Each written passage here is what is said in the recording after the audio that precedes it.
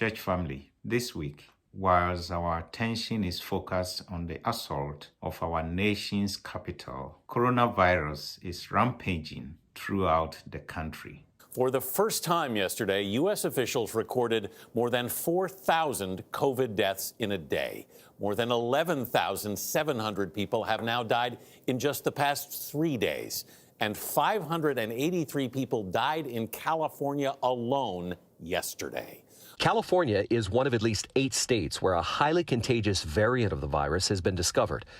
This variant has the potential to throw jet fuel on an already dangerous situation. The risk of infection right now, it's higher than ever. And the pressure that that's putting on hospitals and first responders here, it's crushing.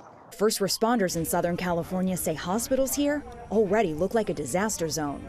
As hospitals nears a breaking point, some healthcare workers are finding ways to cope with the situation. At Loma Linda University Health in Southern California, it's another day grappling with the virus. Tad Warku is an ER trauma nurse. Every shift I walk into the hospital, you're going to be confronted by something that you're not fully prepared for. You're never fully prepared for somebody that will lose their life in front of you on your next shift, and they impact you. I've seen hope. Oh, from the depth of despair, I've seen peace coming out from nowhere. To cope with the emotional toll, Tad picks up his guitar, medicine inspiring his music. But I can see through the stain, love remains. Almost 2,000 miles away near Minneapolis, hospice nurse Erin Pomerantz juggles as many as 19 patients, holding their hands as they die because COVID prevents families from visiting. What's it like being the person who holds the iPhone for that final Zoom?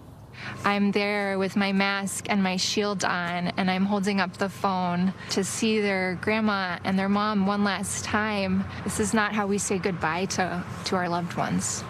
She processes her experiences through poetry. Over the phone, through the camera lens, one last time you see her brown, loving eyes that once filled the room with sparkle and joy. The hospital where she works recently gave it a voice. Her body is ready. You are not. It's not fair, you say through tears. I agree, my tears and breath clouding the goggles. Back in California, Love is always searching.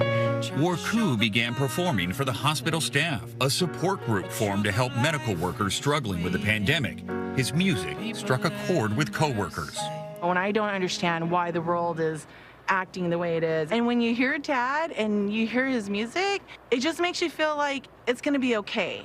Tomorrow's going to be okay. Tell me that it will be all right. So I think as healthcare workers, we all are coming together, and we really understand what each other is going through. Calm and comfortable, the words I use to carefully describe her to you. You let out a sigh of relief. During hospice, Pomerantz often picks up her camera and photographs loved ones. One of the great parts of my job is finding moments together and capturing those moments. It's been really meaningful for me to provide that to families, even if it is just a cell phone photo. Like, this is how your mom's doing. I saw her today. I met an old man and I saw him smile. He looked my way, said he walked this mile. He said, keep coming, don't you turn astray, and never ever trade your love away. Like Pomerantz, Warku incorporates actual conversations into his lyrics. It takes the effort to walk into that environment, but to find the hope in these really difficult times, it's hard. I actually think it's the most difficult thing to do, to find the hope. But it's in that moment where it's the most difficult that it's also the most important. I'll fight with every fiber to find the hope, knowing that it exists in there, because if it doesn't, we have a much bigger problem.